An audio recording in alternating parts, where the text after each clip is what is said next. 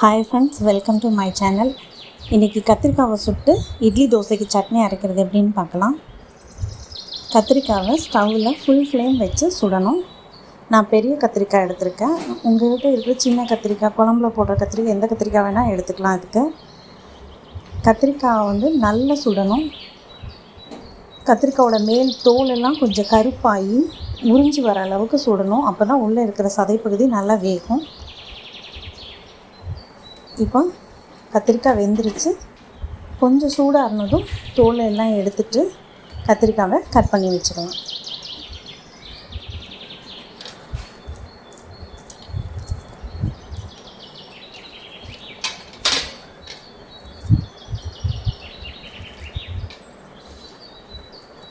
ஒரு கடாயில் கொஞ்சமாக ஆயில் ஊற்றிட்டு 5 வரமிளகாவை போட்டுட்டோம். இதுக்கு 5 வரமிளகா அளவாக இருக்கும்.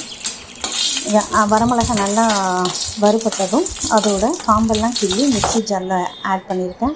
அது கூடவே சுட்டு தோல் உரித்து கட் பண்ண கத்திரிக்காவையும் போட்டிருக்கேன். இது ரெண்டையுமே சேர்த்து அரைச்சிக்கலாம். நான் நைஸ் பேஸ்ட்டாக அரைச்சிருக்கேன். நீங்கள் கொஞ்சம் கோஸ் பேஸ்ட்டாக அரைச்சிக்கோங்க.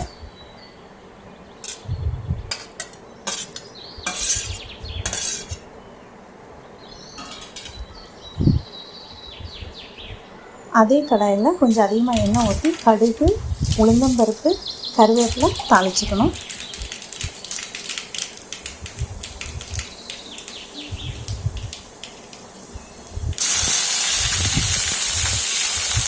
இப்போ இது கூடவே அரைச்ச கத்திரிக்காய் விழுதையும் சேர்த்துக்கலாம். அது கூட கொஞ்சமாக புளி தண்ணி, அப்புறம் இந்த சட்னிக்கு தேவையான அளவு உப்பு.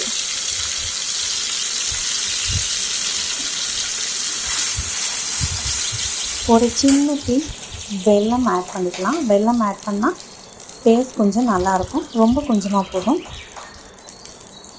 இது எல்லாத்தையுமே சேர்த்து நல்லா கலந்து விட்டுட்டு புளித்தண்ணியோட பச்சை வாசனை எல்லாம் போகிற அளவுக்கு வேக விடணும்.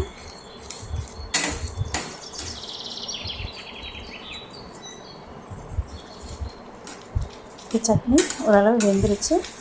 இந்த சட்னி இட்லி தோசைக்கு ரொம்ப நல்லாயிருக்கும். நீங்களும் ட்ரை பண்ணி பாருங்கள். தேங்க்ஸ் ஃபார் வாட்சிங். Like and subscribe my channel.